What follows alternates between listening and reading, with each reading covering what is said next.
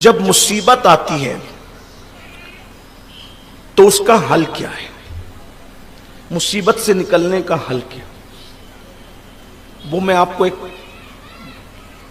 طریقہ بتا دیتا ہوں، پھر اپنی گفتگو پوری کرتا ہوں۔ ظاہر سی بات ہے کہ اب مصیبت میں اللہ ڈالتا ہے تو اس کا یہ مطلب تو نہیں کہ مسلمان صرف مصیبت ہی میں رہے، مصیبت سے نکلنے کا بھی تو کوئی راستہ ہوگا۔ تو اللہ کے رسول صلی اللہ علیہ وآلہ وسلم فرماتے ہیں جب تم پر مصیبت آئے استغفار کرو، اللہ کی بارگاہ میں توبہ کرو، کثرت سے استغفار کرو۔ جو لوگ کم سے کم 100 مرتبہ استغفار پڑھتے ہیں ان کا شمار کثرت سے استغفار کرنے والوں میں ہوتا ہے۔ اب ہم استغفار پڑھیں گے تو کیا ہوگا؟ 3 فائدے استغفار کے، کم سے کم 3۔ نمبر 1، اللہ کے رسول صلی اللہ علیہ وآلہ وسلم فرماتے ہیں جب تم استغفار کرو گے تو اللہ تمہاری مغفرت کر دے گا، تمہارے گناہوں کو معاف کر دے گا۔ میں سمجھتا ہوں اس سے بڑا فائدہ کچھ نہیں ہو سکتا کہ گناہ معاف ہو جائیں۔ نمبر 1، استغفار کی برکت سے سب گناہ معاف ہو جائے، ادھر استغفار کیا سب گناہ ختم۔ نمبر 2، اللہ تبارک و تعالیٰ تمہارے غموں کو اور تمہارے ٹینشن کو دور فرما دے گا، یعنی جس بلا میں تکلیف میں تم ہو۔ ہم اتنے ہوشیار ہیں نا کہ جب مصیبت میں آتے ہیں کہتے پتہ نہیں ہم سے کیا غلطی ہو گئی کہ یہ مصیبت آ گئی، میرے بھائی کیا نہیں کیا وہ تو پوچھو۔ اتنے پارسا نہ بنو کہ ہم سے کیا غلطی ہوگی، روز تو غلطی کر رہے ہو، کروڑوں غلطی کر رہے ہو، پھر سوچتے پتہ نہیں کیا غلطی ہوگی۔ یہی تو شیطان کا وار ہے کہ سب کرنے کے بعد بھی شیطان نے ہمیں بتا رکھا ہے کہ ہم بہت معصوم ہیں۔ معصوم تو انبیاء ہیں میرے بھائی، فرشتے ہیں، معصوموں نے ایسی بات نہیں کی۔ جو معصوم ہے وہ کہتے ہیں لا الہ الا انت سبحانک انی کنت من الظالمین، ان پہ مصیبت آتی ہے تو وہ کہتے ہیں انی کنت من الظالمین۔ جو معصوم ہے وہ کہتے ہیں ربنا ظلمنا انفسنا وان لم تغفر لنا وترحمنا لنکونن من الخاسرین۔ جو معصوم ہے وہ کہتے ہیں ربنا ظلمنا۔ بتائیے، اور ہم لوگ ساری گناہ کر کے، برائیاں کر کے، پاپ کر کے کہتے ہیں پتہ نہیں ہم سے کیا غلطی ہو گئی۔ چھوڑو میرے بھائی، کیا نہیں ہوا یہ دیکھو، استغفار کرو۔ پہلی چیز سب گناہ معاف ہوں گے، دوسری چیز سارے غم، پریشانیاں، تکلیفیں سب اللہ دور کر دے گا استغفار کی برکت سے۔ اور تیسری چیز اللہ کے رسول فرماتے ہیں ایسی جگہ سے اللہ تمہیں روزی دے گا جس کا تمہارا تصور بھی نہیں ہوگا، گمان بھی نہیں ہوگا۔ استغفار کو لازم پکڑو، کثرت سے استغفار کرو۔ اور جو کم، اللہ کے رسول صلی اللہ علیہ وآلہ وسلم خود فرماتے ہیں کہ ایک دن میں 100 مرتبہ استغفار میں خود کرتا ہوں، وہ سید المعصومین۔ تو 100 بار استغفار کو لازم پکڑو، استغفر اللہ استغفر اللہ استغفر اللہ استغفر اللہ، 100 بار پڑھتے رہو۔ اور ہمارے نبی نے فرما دیا نا کہ استغفار کرنے سے غم دور ہوتے ہیں، گناہ مٹتے ہیں اور روزی ملتی ہے، روزی میں برکت ہوگی۔ دیکھیے ہم لوگ جب پریشان ہوتے ہیں تو کہتے ہیں، بابا سے کہتے ہیں، علامہ قاری شبیر صاحب سے، حافظ اقبال صاحب سے، مولانا شعبان صاحب سے، مفتی مرکزی صاحب ہے، امجدی صاحب ہے، سب بزرگ لوگوں سے کہتے ہیں حضرت تعویذ دیجیے۔ کب تک تعویذ کے چکر میں پڑے رہو گے؟ عمل کے میدان میں کب قدم رکھو گے؟ ایک بات بتاؤں، میں تعویذ کو حرام ناجائز نہیں کہہ رہا ہوں، لیکن ایک چیز آپ سے کہہ، کچھ لوگ اس کو غلط مطلب بھی لے لیں گے، لیکن میں کہتا ہوں غلط مطلب مت لیا کرو، تھوڑا دھیان سے سنا کرو۔ تعویذ کا ایک اپنا اثر ہے، لیکن کبھی تعویذ اثر کرتا ہے کبھی نہیں کرتا ہے۔ یہ تعویذ میں پڑھے ہو، لیکن رسول اللہ صلی اللہ علیہ وآلہ وسلم نے ایسا تعویذ دے دیا استغفار کی شکل میں، گناہ بھی معاف ہو رہے ہیں، غم بھی دور ہو رہے ہیں، ٹینشن بھی دور ہو رہے ہیں، اور روزی بھی مل رہی ہے۔ اور نبی پاک کی زبان سے نکل گیا تو یہ ہو کر رہے گا۔ استغفار کرتے کیوں نہیں؟ کرو استغفار۔ کچھ لوگ کہتے ہیں کہ میں ہمیشہ ٹینشن میں رہتا ہوں، اللہ کے رسول صلی اللہ علیہ وآلہ وسلم فرماتے ہیں جو 100 مرتبہ لا حول ولا قوت الا باللہ العلی العظیم پڑھے گا، اللہ تعالیٰ اس کی 70 بلائیں دور فرمائے گا، جس میں سب سے چھوٹی بلا غم اور ٹینشن ہے۔ اگر کسی کو کوئی ڈپریشن کا شکار ہو جائے، ڈپریشن سے نکالنا ہے، اس کو بولو لاہور پڑھ کے دیکھ۔ لاہور پڑھنے سے جب شیطان بھاگ جاتا ہے تو کون سی مصیبت نہیں بھاگ سکتی۔ مگر ہم کرنا نہیں چاہتے. ہم واٹس ایپ کے لیے گھنٹوں دے سکتے ہیں، تلاوت قرآن کے لیے وقت نہیں نکالنا چاہتے. ہم گناہ کر سکتے ہیں، استغفار نہیں کر سکتے.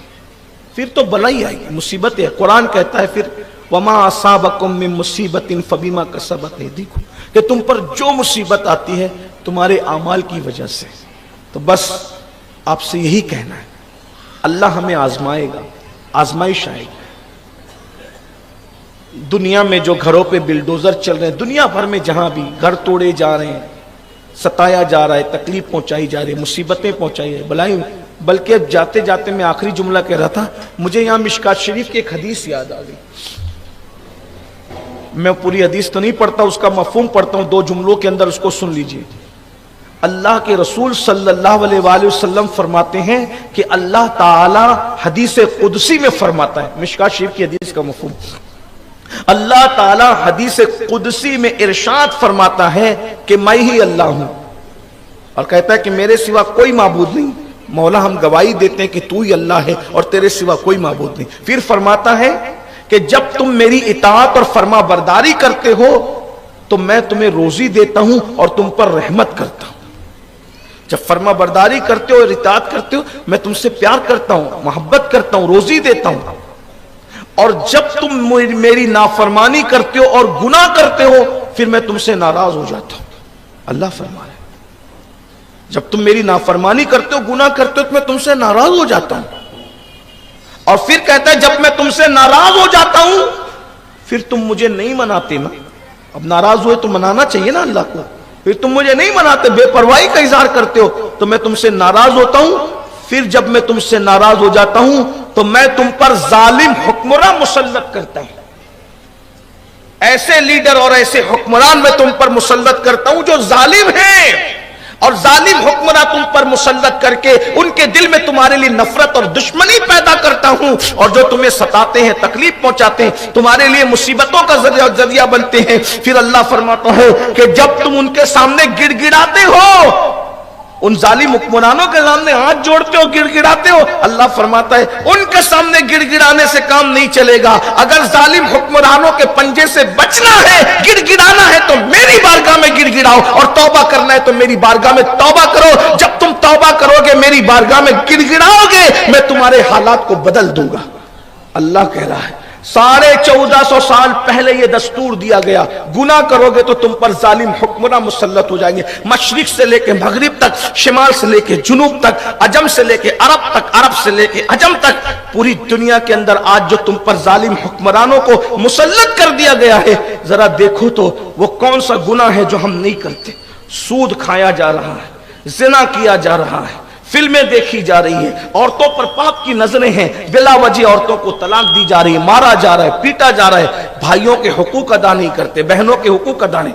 کچھ لوگ تو اتنے شریف ہو گئے ہیں کہ صبح صبح اٹھتے ہیں تو کتوں کو روٹی ڈالنے کے لیے جاتے ہیں، اس کی ویڈیو بنا کے فیس بک پہ لگاتے ہیں، یہ جناب دیکھو یہ کتوں کو بھی روٹی کھلاتے ہیں. اور کتے کو روٹی کھلانے والے تیری ماں دوا کو ترس رہی ہے.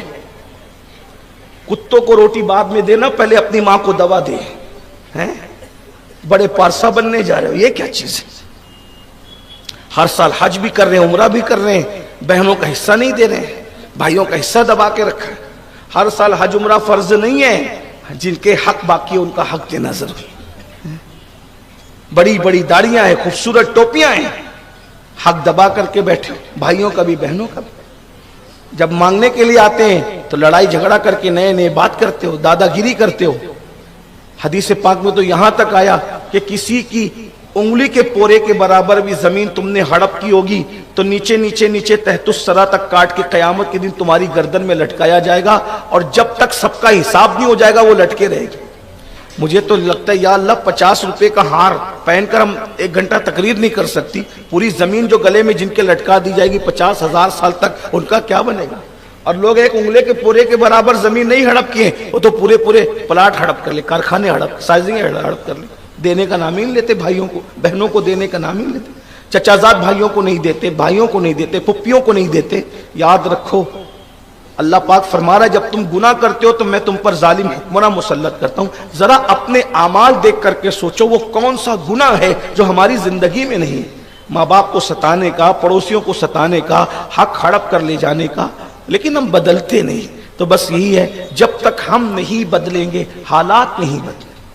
یہ قوم چاہتی ہے حالات بدلیں، حالات اسی وقت بدلیں گے جب ہم بدلیں گے۔ ان اللہ لا یغیر ما بقوم حتی یغیر ما بانفسہم، اللہ پاک اس وقت تک کسی قوم کی حالت کو نہیں بدلتا جب تک کہ وہ